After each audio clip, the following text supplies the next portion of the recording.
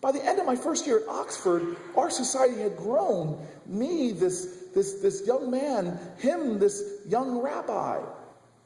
We suddenly became amidst the second largest student group in all of Oxford, next to the famous Oxford Union.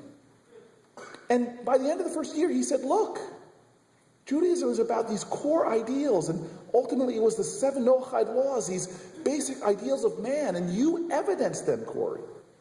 And I believe in you, and I want you to do me a favor. I said, what? I goes, I want you to be the president of this Chabad house.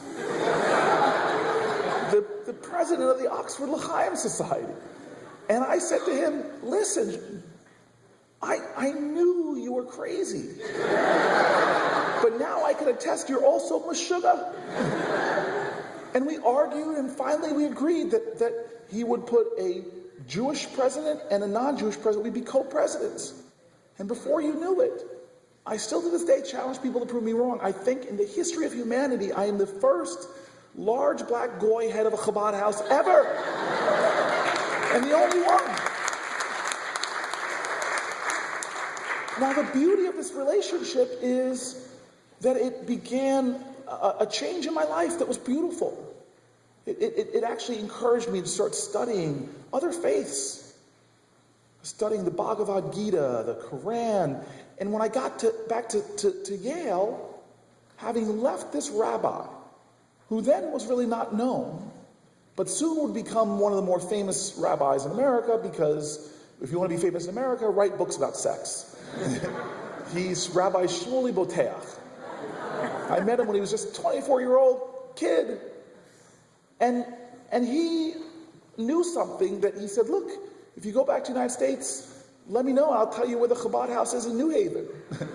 And, lo and behold, I get to New Haven and I meet this extraordinary young rabbi on his 21st birthday. His name, too, was Shmuley. It's like a Chinese blessing. May you live to know 2 Shmuleys. And this young man was extraordinary. It was love at first sight.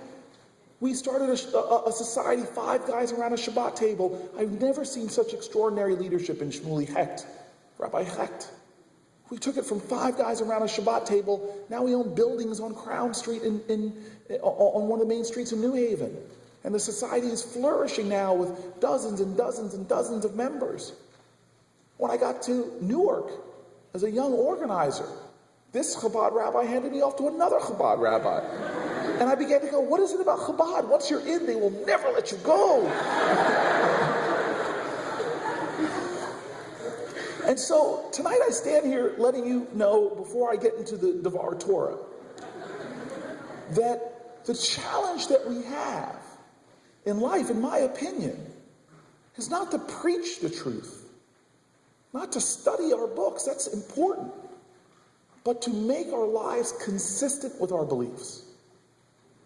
We preach pluralism and diversity, but how often do we engage our brother or our sister like Abraham did, who's different? We live in a nation that boasts of its diversity, but how often do we spend truly learning about the cultures that surround us in such a wonderful city as the one we're in right now? The challenge of Judaism is to back up your faith with action. And so that's really where I want to start. This reality that I have that frustrates me.